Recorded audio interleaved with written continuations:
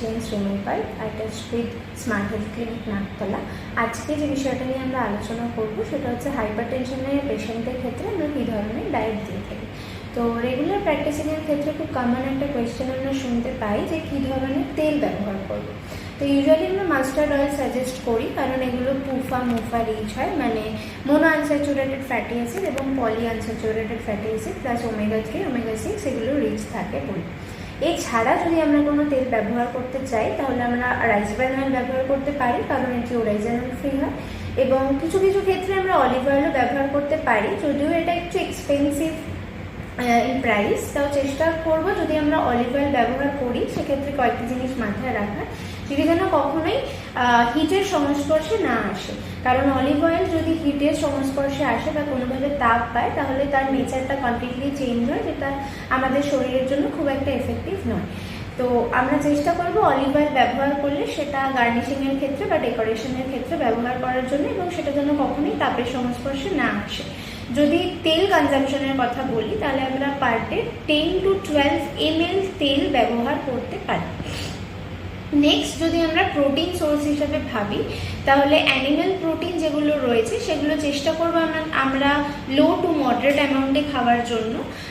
চেষ্টা করব আমরা মেইনলি ভেজ প্রোটিন যেগুলো, মানে বিভিন্ন ধরনের নাটস, বিভিন্ন ধরনের সিডস, এগুলো ইনটেক করার জন্য। এখন আজকালকার প্র্যাকটিসিংয়ে দেখা যায় প্রচুর পরিমাণে মানুষ জানে সিডস সম্বন্ধে অনেক কিছু। তো ফ্ল্যাক্স সিড, চিয়া সিডস এগুলো আমাদের জন্য প্রচণ্ড বেনিফিশিয়াল, যেগুলো high in fibre plus immunity boost করতে সাহায্য করে, মেটাবলিজমেও অনেক এফেক্টিভ এদের রয়েছে।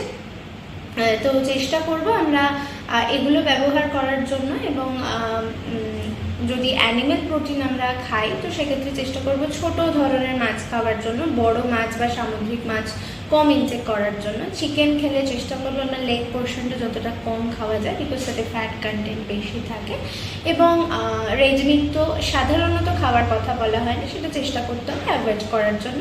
পনির বা সয়াবিন খাওয়া যেতে পারে সপ্তাহে 2 থেকে 3 দিন। নেক্সট, কার্বোহাইড্রেটের পোর্শন আমরা চেষ্টা করব যত সিম্পলেস্ট কার্বোহাইড্রেট আমরা কম খেতে পারি সেটা দেখার জন্য। কমপ্লেক্স কার্বোহাইড্রেটগুলোই বেশি ইনটেক করার চেষ্টা করব। ডায়েট যেন ফাইবার রিচ হয়, হাই ফাইবার ডায়েট ইউজুয়ালি এই ক্ষেত্রে অনেক বেশি বেনিফিশিয়াল। তো চেষ্টা করতে হবে প্রচুর পরিমাণে সবুজ শাক সবজি ফলমূল দিয়ে ডায়েটটাকে সমৃদ্ধ করার জন্য, এবং মোটামুটি 2 to 3 servings fruits and vegetables per day basis আর ডায়েটে যেন প্রেজেন্ট থাকে। নেক্সট, যেটা ভীষণভাবে মাথায় রাখতে হবে, আমরা যেন কোনো মতেই টেবিল সল্ট বা এক্সট্রা সল্ট আমরা কিন্তু কখনোই ব্যবহার করব না এই সমস্ত পেশেন্টের ক্ষেত্রে। আর জলের কথা যদি আমরা ভাবি, ফ্লুইড ইনটেক যদি পেশেন্টের ডক্টর রেকমেন্ডেশনে কোনো রেস্ট্রিকশনস থাকে তাহলে অবশ্যই সেটা মাথায় রেখে মেনে চলতে হবে। না হলে সাধারণত 3 লিটার থেকে 3.5 লিটার অবধি জল বা ফ্লুইড আমরা ইনটেক করার কথা প্রেসক্রাইব করে থাকি।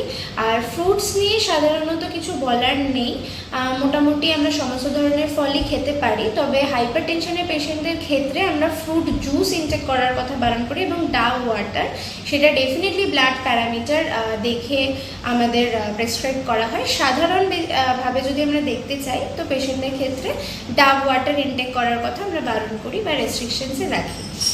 মোটামুটি ওভারঅল হচ্ছে এইটাই যা হাইপারটেনশনের ডায়েট জন্য আমরা পেশেন্টদের প্রেসক্রাইব করে থাকি।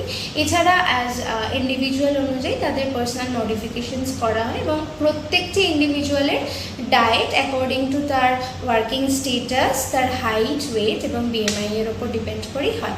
ফর ফার্দার মোর ডিটেলস ও কনসালটেশন আপনারা স্মার্ট হেলথ ক্লিনিক নাকতলায় যোগাযোগ করতে পারেন।